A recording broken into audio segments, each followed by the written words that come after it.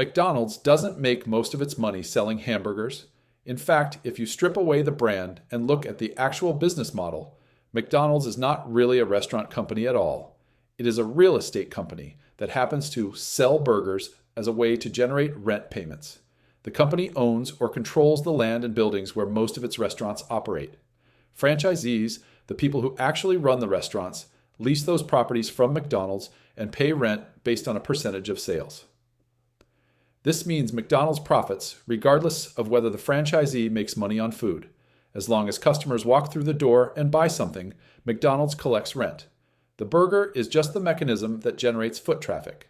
The real business is property ownership. This is not an accident. This is the core of one of the most successful business models ever created. McDonald's revolutionized the restaurant industry, not by inventing better food, but by perfecting a scalable, standardized, real estate-driven franchise system. By 2026, McDonald's operates roughly 40,000 restaurants worldwide, generates over $25 billion in annual revenue, and is one of the largest commercial real estate holders on the planet. The company has survived recessions, changing consumer tastes, and intense competition because the underlying economic engine, real estate control, franchise royalties, and operational scale is incredibly durable. This is the money timeline. Today, we're going to examine how McDonald's actually makes money. We'll look at the origins of the business and what made the model revolutionary, how the franchise and real estate system works, and why it's so profitable, why the model scaled globally when competitors couldn't replicate it, and why McDonald's remains one of the most resilient businesses in the world, despite constant changes in the food industry. This is not about burgers. This is about how a simple product became a globally repeatable economic machine. McDonald's began in 1940 in San Bernardino, California, as a drive-in restaurant founded by the McDonald brothers, Richard and Maurice. The original operation was typical for the time. Car hops took orders, the menu was extensive, service was slow, the business was fine but unremarkable. In the late 1940s, the brothers made a radical decision. They simplified the menu, focusing on just a few items: hamburgers, fries, and milkshakes. They redesigned the kitchen to operate like an assembly line. Each worker had a specific task. Preparation was standardized. Speed became the priority. The result was faster service, lower costs, and consistent quality. This was the Speedee Service System, and it worked. The restaurant became popular. Customers appreciated the speed and reliability. The brothers were successful, but they had no ambition to expand beyond a few locations. They were content running a profitable operation in California. Then Ray Kroc arrived. Kroc was a milkshake machine salesman who visited the restaurant in 1954 and saw something the brothers didn't. He recognized that the system, the standardized processes, the speed, the consistency was the real opportunity. The food was secondary. What mattered was that the system could be replicated anywhere. Kroc convinced the brothers to let him franchise the concept. In 1955, he opened the first franchise McDonald's in Des Plaines, Illinois. This was the beginning of the transformation. Kroc didn't just want to sell burgers. He wanted to build a scalable business that could operate in every city in America and eventually the world. Kroc understood two things that most restaurant operators at the time did not. First, consistency was more valuable than innovation. Customers didn't want the best burger. They wanted the same burger every time, everywhere. Second, the real money was not in operating restaurants. It was in controlling the real estate and collecting recurring fees from franchisees who did the actual work. This insight shaped everything that followed. McDonald's makes money through two primary mechanisms: franchising and real estate. Together, these create a business model with extraordinarily high margins and low operational risk. The franchise model works like this. A franchisee pays an upfront fee to open a McDonald's restaurant, typically around $45,000, though the total investment, including equipment, inventory, and build-out, can exceed $1 million. The franchisee then pays McDonald's a royalty, typically 4% of gross sales plus rent. The rent is where the model becomes brilliant. McDonald's typically owns or leases the land and buildings where restaurants operate. The franchisee does not own the property. They lease it from McDonald's. Rent is often calculated as a percentage of sales. commonly around 8 to 10%, though it can vary. This means the franchisee's biggest expense, rent, is directly tied to how much revenue the restaurant generates. This structure shifts almost all operational risk to the franchisee. The franchisee hires employees, manages inventory, deals with customers, and absorbs the costs of running the restaurant. If labor costs rise, if food prices increase, if demand fluctuates, the franchisee bears the risk. McDonald's, as the franchisor and landlord, collects rent and royalties regardless. Because rent is tied to sales, McDonald's benefits from high-performing locations without taking on the operational burden. If a restaurant does $3 million in annual sales, McDonald's collects roughly $120,000 in royalties and $240,000 to $300,000 in rent. That is $360,000 to $420,000 in recurring revenue from a single location with minimal direct costs. The franchisee handles everything. McDonald's just collects checks. This is an asset-light model with asset-heavy returns.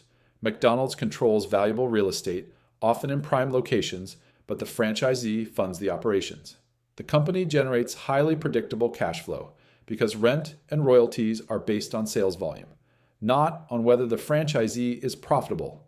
Even if a franchisee struggles, as long as the restaurant generates sales, McDonald's gets paid.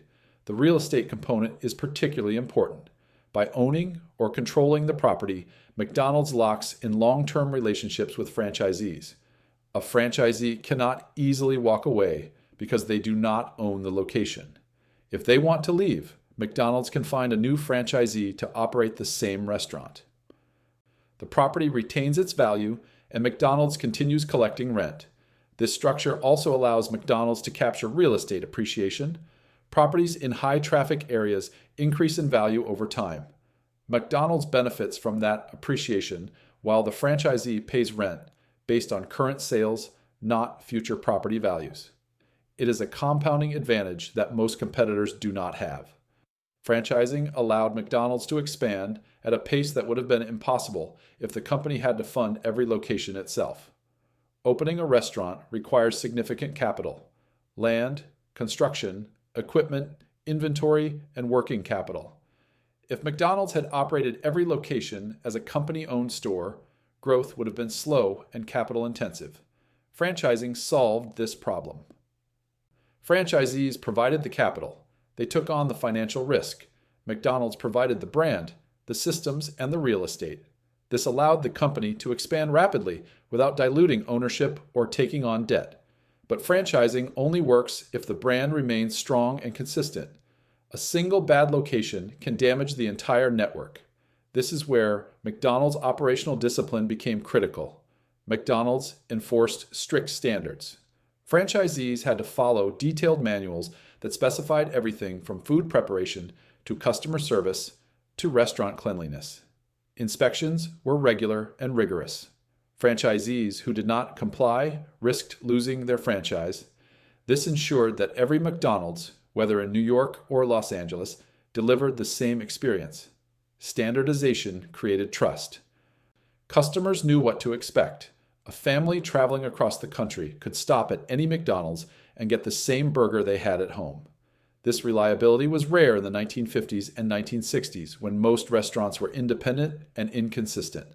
McDonald's turned dining into a predictable, repeatable experience, which built customer loyalty and habit. The franchise system also created a network effect. As McDonald's grew, the brand became more valuable. More locations meant more advertising reach, more supplier leverage, and more customer familiarity. New franchisees wanted in because the brand was already established. Existing franchisees benefited because the growing network attracted more customers. Everyone in the system had an incentive to maintain quality and drive growth. Centralized purchasing was another advantage. McDonald's negotiated directly with suppliers on behalf of all franchisees. This created economies of scale that individual restaurants could never achieve. Lower costs on ingredients, packaging, and equipment increased profitability for both the company and franchisees. Suppliers also invested in McDonald's specific products and logistics because the volume was enormous. This created switching costs and reinforced McDonald's bargaining power. Marketing operated the same way. McDonald's pooled advertising budgets from franchisees and ran national campaigns. This was far more effective than individual restaurants trying to advertise on their own. The brand became ubiquitous. Ronald McDonald, the Golden Arches, and slogans like "I'm lovin' it" became embedded in global culture. The advertising spend generated returns for the entire network, not just individual locations. The combination of capital efficiency, operational discipline, brand consistency, and network effects made McDonald's extremely difficult to compete against. Competitors could copy the menu, but they could not replicate the scale, the real estate strategy, or the decades of brand equity.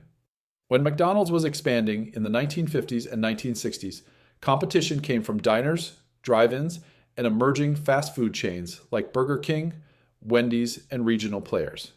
Many of these competitors offered similar food. Some had better burgers. Some had more innovative menus, but most lacked the operational discipline, real estate strategy, and franchise structure that defined McDonald's. Competitors focused on food. McDonald's focused on systems. Burger King tried to differentiate with flame-grilled burgers.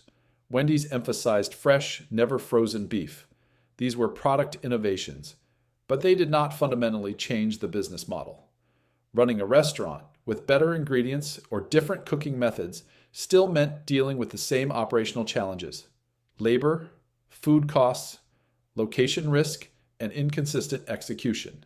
McDonald's avoided those challenges by standardizing everything and shifting operational risk to franchisees, while competitors were experimenting with menus and trying to optimize individual restaurants. McDonald's was building a platform. The platform generated recurring revenue, controlled real estate, and created self-reinforcing brand value. The real estate strategy was particularly important. McDonald's identified high-traffic locations early and secured them. Competitors who entered later faced higher real estate costs and less desirable locations. McDonald's had first-mover advantage in prime spots, which compounded over time as those areas became more valuable. Brand consistency also mattered.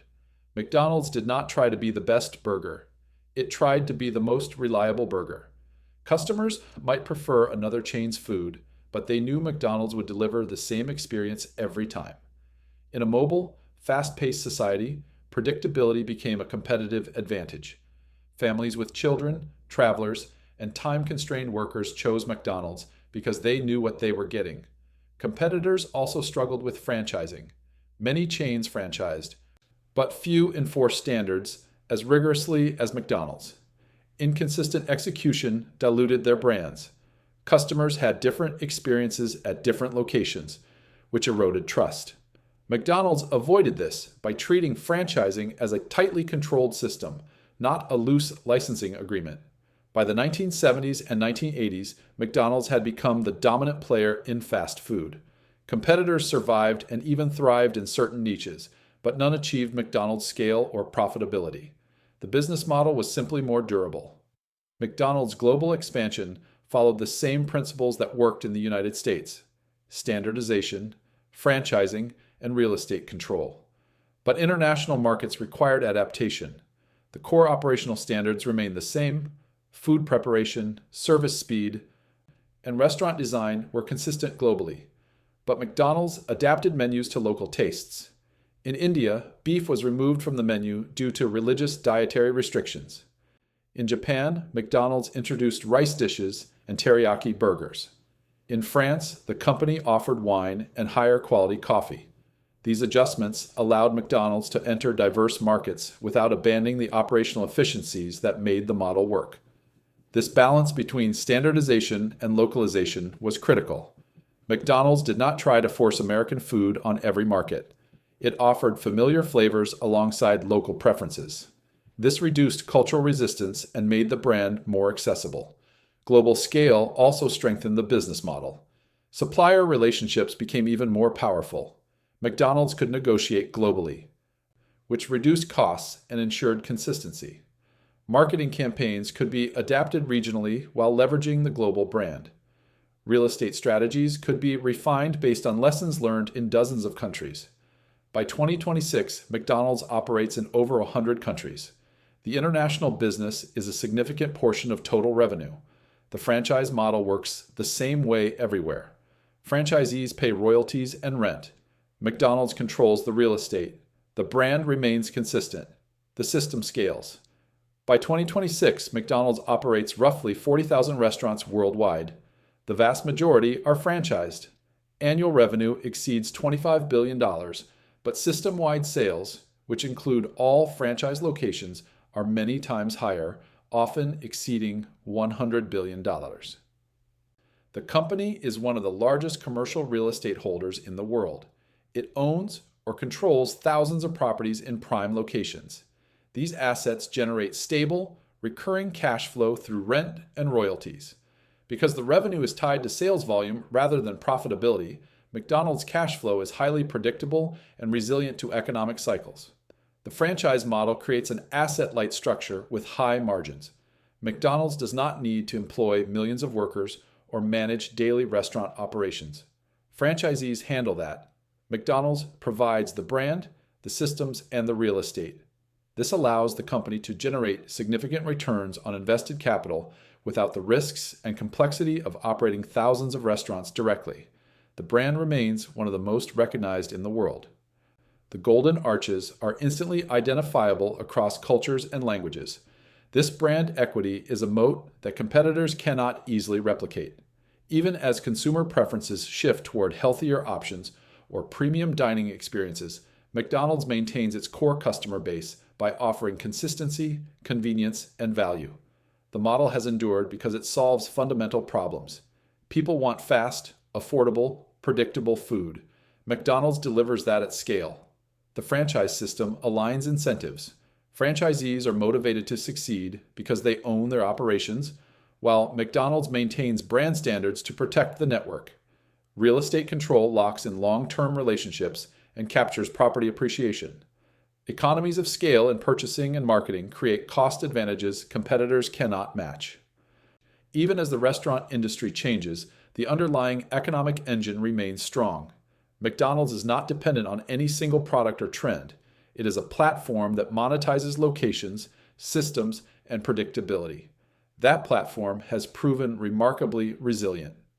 McDonald's success is not about hamburgers. It is about building a system that turns a simple product into a globally repeatable economic machine. The genius of the model is in the structure. Real estate control generates recurring revenue and locks in franchisees. Franchising shifts operational risk while maintaining brand consistency. Standardization creates trust and habit. Scale produces cost advantages and brand power. Each element reinforces the others. Competitors tried to beat McDonald's on food quality, innovation, or customer experience. Most failed because they were competing on the wrong dimension. McDonald's was never about having the best burger. It was about having the most efficient, scalable, and profitable system for delivering burgers. The lesson extends beyond fast food. Businesses that focus on products alone compete on margins and features. Businesses that build systems, platforms that align incentives, control key assets, and scale efficiently create durable competitive advantages. McDonald's built such a system. That is why it remains one of the most successful businesses in the world. Thanks for watching The Money Timeline.